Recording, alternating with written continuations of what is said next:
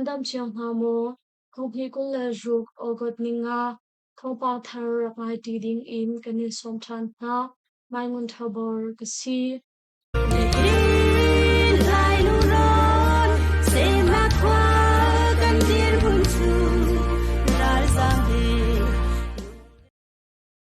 Haka kopi SSP Sural Kapli Pali Anmalama Anikap E Tuat Shumi Pakhat Le Palik Pakhat Anthi Palik Pakhat Azam Chiram Kulipi Haka Kuchan Nakmun Viewpoint Kong E A Ummi SSP Sural Kap Sakhan Hemi Pakhat A Umun Kwarmi SSP Sural Kapli Ankutang Palik Anmalama Kar A Methalka Nak Achuak E Tuat Shumi Pakhat Le Palik Pakhat Anthi Kong Le Palik Pakhat Azam Kong CDF Fakhani Nizan Ogodnili A Fetau in Anshim CDF Fakha Chairman Ni Ogodni Khaza Swimela Basari Shongkhan Anmalama Anika Hi CE Ankong Lam Hi Abul Thak Ngai Arwang Chu SSP Sural Kapni CDF Fakha Hi Tuat Shumi Ni Huan Hasi Ti Andu Ruang A Lemchang Antuan Chuka Viewpoint Achun Anmalama Anbuai Viewpoint E A Ummi Battalion Commander Tha Sinu A Palik Long Anrak Umna In Atu Chu SSP Sural Kapali Ni An Umpi Changna E SSP Sural Kapni Chun Palik Pol Chu Anni So Anni Ngai Na Nan Ma Hi Battalion Commander Zong Nan Vian Hin Kholo Anti Na E Apun Pun In An Soisir Na Cha A Anni Vil Na Zaswimel Lam Pasari Shongkhan Anni Vel Thong Chu Pongkami Ni Thai Asichang Fak Ngai In Anni Vil Na Ti In Kathai Klompal A Mai Thau Pwa Ke Thong Thai Chol Asi Ashram Thok A Chun Zun Khal Zun Hi Te Te In Apuak E Klompal Arau Nu A Du Pau In Anpua Pol Chumi Na Umnak In Pol Zong Anka Chi Tia Sunong Tum A Achim Chuti E SSP Sural Kapli Angkutang Palik Volni Du Pau In Mai Thalan Pua Ruanga Chun Sual Nak Ngay Lau Tual Chung Mi Pi Christina Thanen Kumsonga Pakhachu Aki A Kwani Akhin E Pezul In Mai Thal Anpua Peng Ruang A Sizung A Ankalpi Chol Kholau Chucha A An In A An Thabul E Zaswimya Lam Hei Shonga Khan Athisan Chuak Mi Atam Tuk Ruang A Anun Na Kandiam Tia Thai Si Chutu A Athai Zing Ogodni Ni Zinga Khan Viewpoint Pong E A Ummi Sakhan In SSP Sural Kap Kutang Palik Pakhat Chu Damlo Nak In Athi Tia SSP Sural Kap Ni Thongan Than E Anmani Anvui Mi Palik Chu Anmale Makar Mai Thalka Na Ruang A Athi Mi Asi Kong Thai Si Jingkadeka A Palik Pakhat Azot Ruang A Athianti E SSP Sural Katni Alwak Anvui Chun Zarpania Khan CDF Khani Ankanka Anti E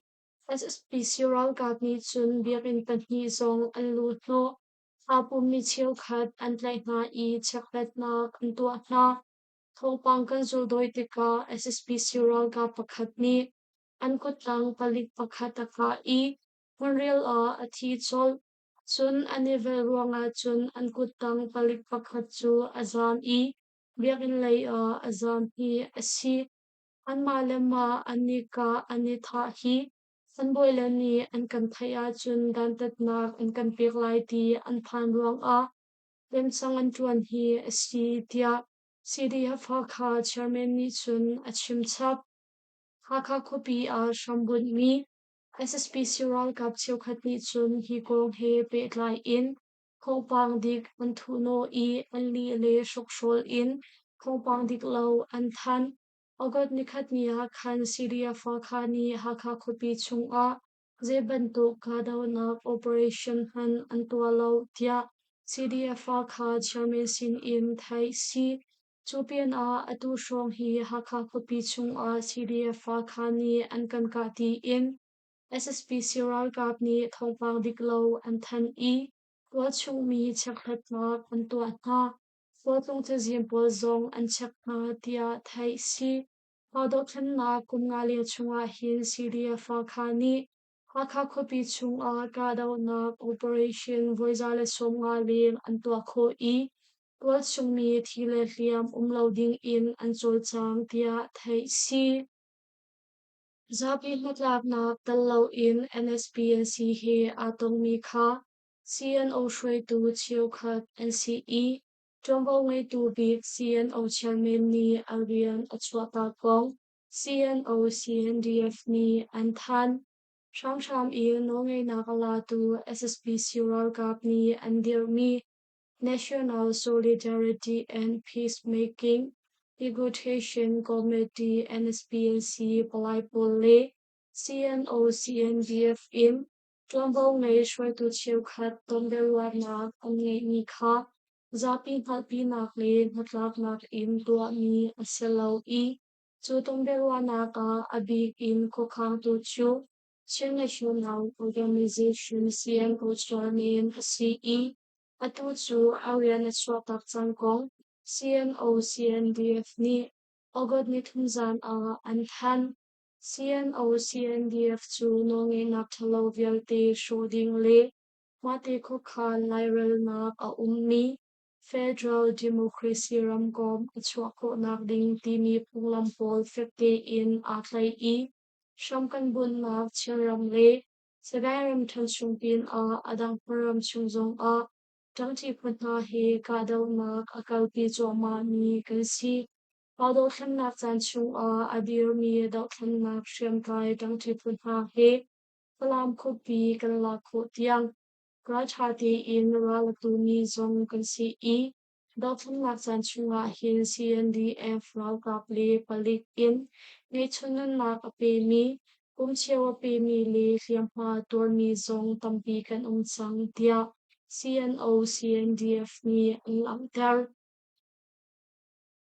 katuliaw online akay ngay mi CNO shwe tu chiu khatli SSP Sural Gap ni andir mi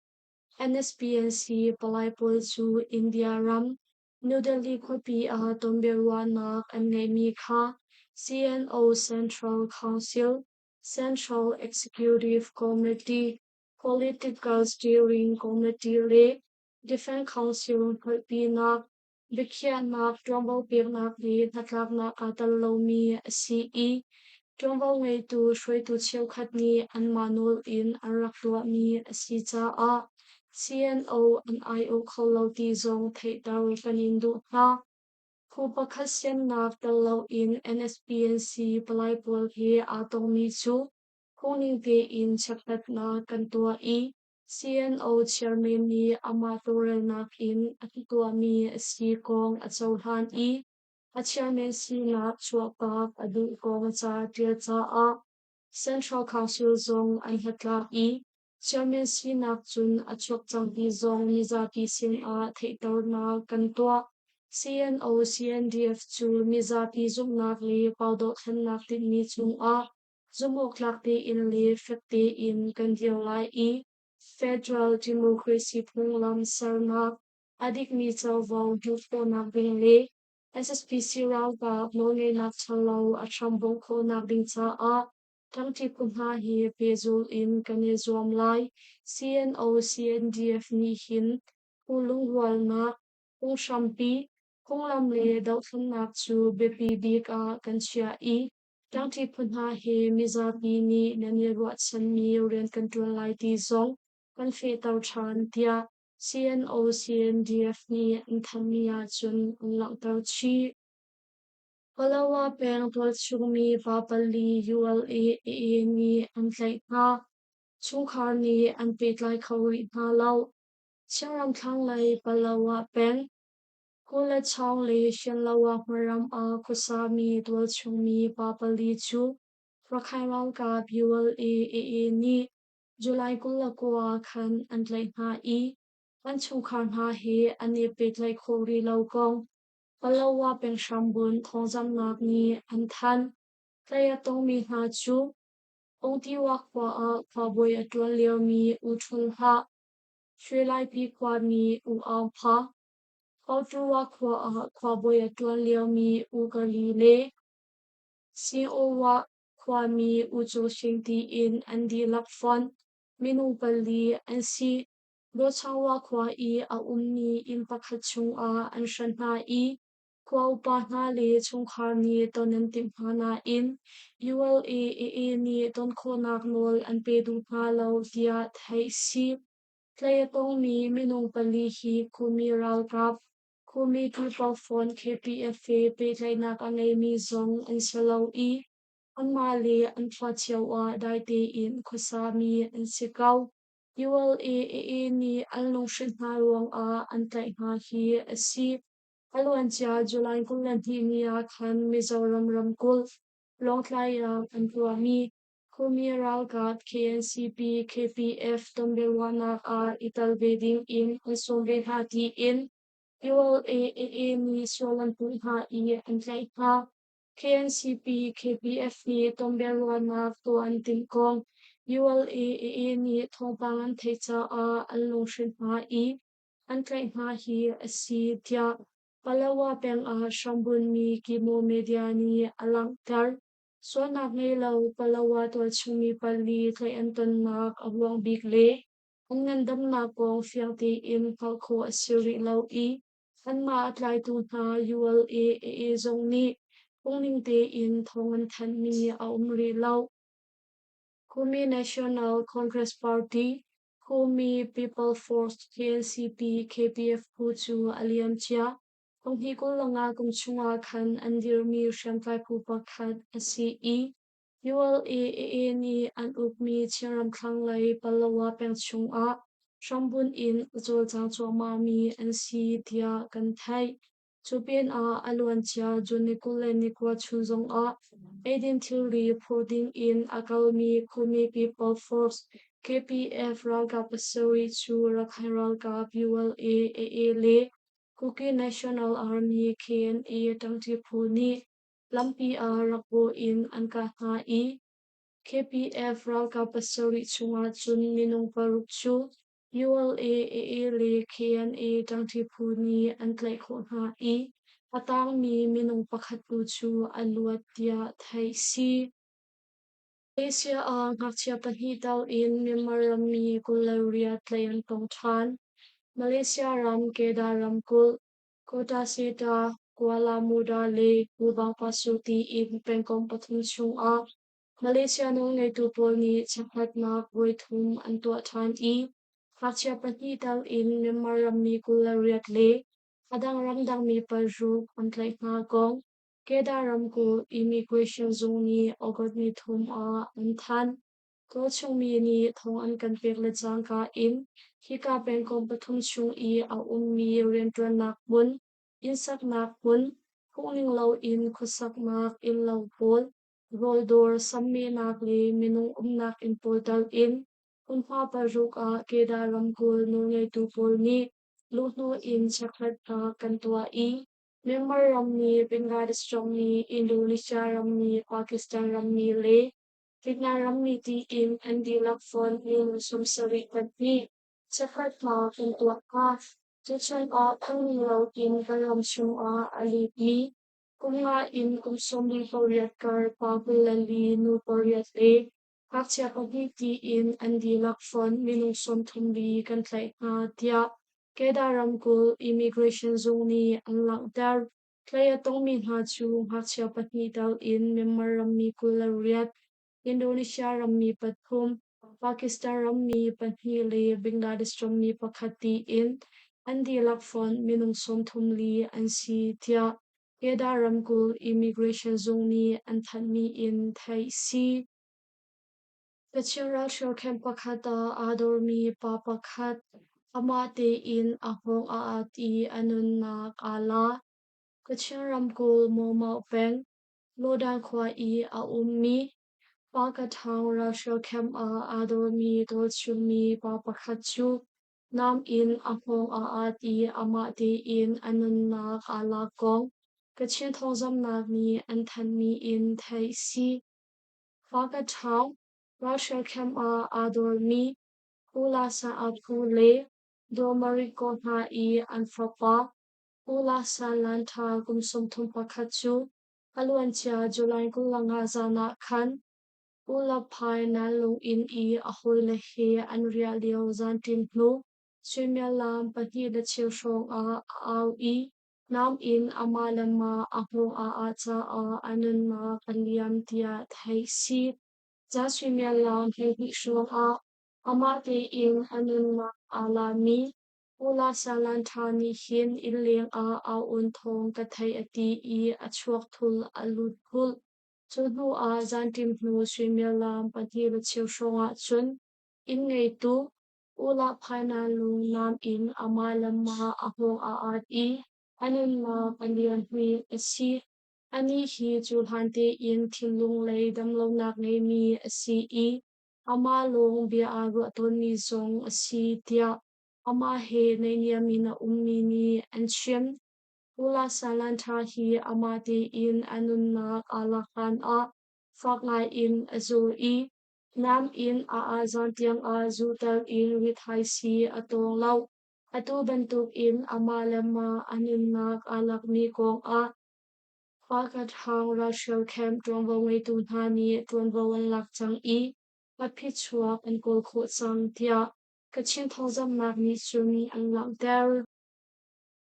KIA dang ti puni shui bong ming khwa SSP Siral Gap Sakhan an lak Shem nam tam ngai zong an lak chi kho kachin ram ko shui pu pen shui bong ming khwa I a ummi SSP Siral Gap Sakhan chu Kachinral kap KIA le dangti phuni kadau in Allah kho I shamnam tom ngai song Allah chi kho kong KIA kholang nak shampi ni nizan a fetar in punshim ogot ni thum zan le sumya lam pangala chiu shonga khan KIA le dau thim mak sham tai dangti phuni shebong mi khwa I a unmi SSP siwal kap sikhan chu Clamping te in Allah kho Chukadaw naka chun SSP Siral ka pathi mi le tuan mi zong an impin a shem nam tam ngai zong tang ti phu ni an lak chi kho tia thai si tang ti phu ni an lak mi shebong mi khwa sakhan hi ral ko he pet lai in abi pi ngai mi sakhan pakhat si kapni kar kadaw naka Pemtor mi SPC ral ka pol zong an hoile mi an zam tak na KIA le tang ti phuni hin pezul in kadaw nak in kalpi choma cha a declare in chim o kathari lau tia KIA tholak nak shampi ni chun an chim sham in no ngei nakala tu SSP siral kap ni Chimram le ka chimram kultaw in memoriam hunkip I an sung nak sakhan le hunha pol an la kho than nak nga pezul in ralam an sel choma I Zinglei Thawngchimnak nak song an tua chi peng haluan chia me tha thok khan kachyaram kul chung a SSP siral ka thazang pangai ni pezul in ralam an sel ruang a atu zong khanglam phung pen bomo peng le phakam peng chung a kapni kar kadaw na ka tia kachin thong lang nak shampi ni an chimni in thai si Mukaw khopi a thimlung lei damlo nak lei mi pa pakhat ni ama shing sor tu nu la pa atha na kachingram ko mukaw khopi khongchi kong sang a thimlung lei damlo nak lei mi pa pakhat ni Paluan chia July ni som thuma khan ama shing sor tu apa kumsom riat upa le anu kumsom sari pathum chu nam in tuksapur in atha na kong kachin thong lak nak shampi ni nizan a an than anu lapa atha pa na hin ni fitin te in anan atat thianlung le thwak le damlo nak le mi asina in amal tuk ni chu asilim lau atu zong hi amol apuan deuh cha a anu lapa atha hi asi atha mi apa chu ahong akele atak pumdang a nam hiam ha fak ngai mi hu si I shri tu nu zong hi ahong a nam hiam ha a he tia kachin thong zam nak ni an lang tel anu lepa athatu pa chu palik ni an klai chol I Atha mi anu lepa chu July ni somthum ni khat niya khan Paukhang Queen Thamul an vui ngau tia thai si Russia rally kam Ukraine don poke nak achuak I ngakchia pathum tal in minung pasari an thi minung somni shrong thiaman twar Russia ram gelenzi khopi pong rally kam I minung an cha ngai na hun pakhata August ni thuma khan Ukraine don pakhat poke nak achuak I ngakchia pathum tal in atlom big minung pasari an thi kong le minung somni shrong ni thiamman twar kong thai si chu dron poke nak chu social media chamhai ahung kai ngai I